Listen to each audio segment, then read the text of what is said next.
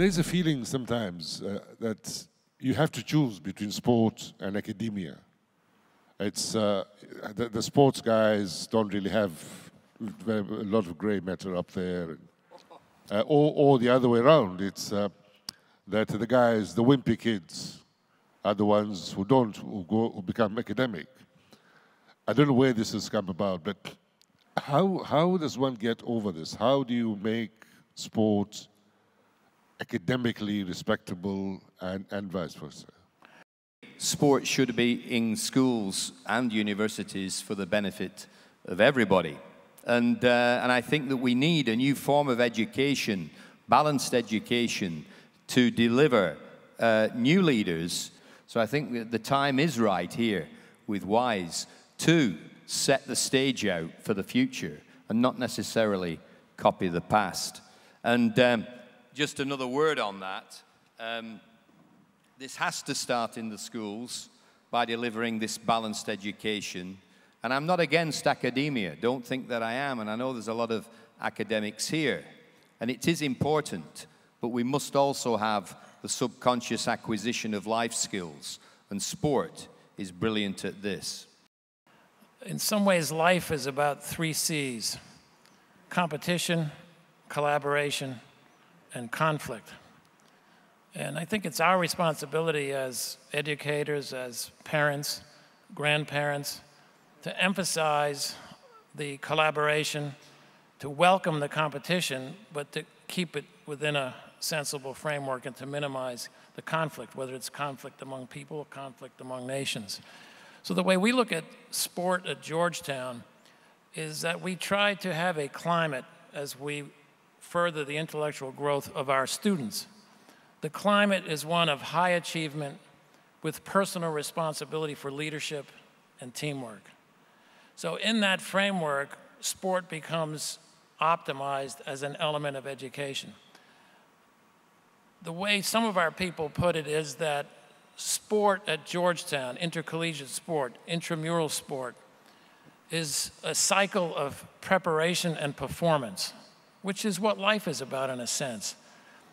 Everything is competitive when you're an adult, in professions, in careers, and so forth. So you have to prepare, you have to perform. After you've performed, you've either succeeded or perhaps failed, or somewhere in between. Then you have to self-critique, you have to accept criticism, you have to recommit and re-prepare and compete again.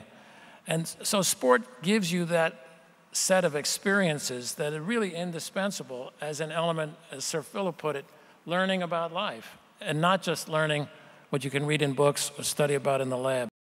I think in the U.S., the education system or the schools are actually grassroots suppliers of the professional sportsmen of the future. You look at it in terms of high school, they move towards college, and then from college they go whether to the NFL or NBA. Now in Europe, I think the system is slightly more different. It's football, let's take the sport of football in particular. It's actually association to a club that's separate or independent from the school. You can participate in the school, but most likely your professional career, if you will occur at a separate club or a separate institution. I think in the Middle East, we kind of adhere more to the European system, if you will, where there's a separation from a future as a sportsman or an athlete from the education system. Would you think that sport in today's world is a means to an end, or is it an end to itself? Sport is many different things. Sport is community. Sport is physical exercise. Sport is competition at its best. Sport is entertainment. Sport is business. So you have to recognize that sport is many, many things. How can the message that sport makes you a better person, better able, in fact, to become good at academic studies at the same time? You have to think about the experience of sports and relate that to learning about life. And you have to be quite explicit in what you're trying to accomplish. On top of that, I think that you need to have programs in your university or in your secondary school that think about sport as an element of education. So your coaches, for example, have to understand that they are teachers. That's something that has to be made explicit with your coaches. Your coaches and your professors or your faculty need to understand about work ethic and teamwork. So in sport, things are implicit that are integral part of education, and you can have a win-win situation and not have the nerd and not have the dumb jock if you make those values explicit and make those elements of your program. That is the beauty of sports. The strong point about sports is its ability to integrate people. It's its ability to bring in people from whatever fringes, if you will, of society within a group of collective individuals practicing a certain sport. It's probably one of the most efficient ways of including people from within different sects of society, different parts of society, and also breaking down barriers. And you can see this on a much higher level, I think, in 2007 in Iraq when it won the Asian Cup. People from different sects in a country that's unfortunately ripped apart by differences in beliefs and otherwise were united in that one moment, in that one instant during a sporting event. So that's the power that sports has in terms of uniting people and bringing people together. So it can be a very, very powerful tool to break down bridges and include every part of society within a function. I would like to share that in the Convention of the Right of the Child, Article 31 refers to the strongest right of every child to play.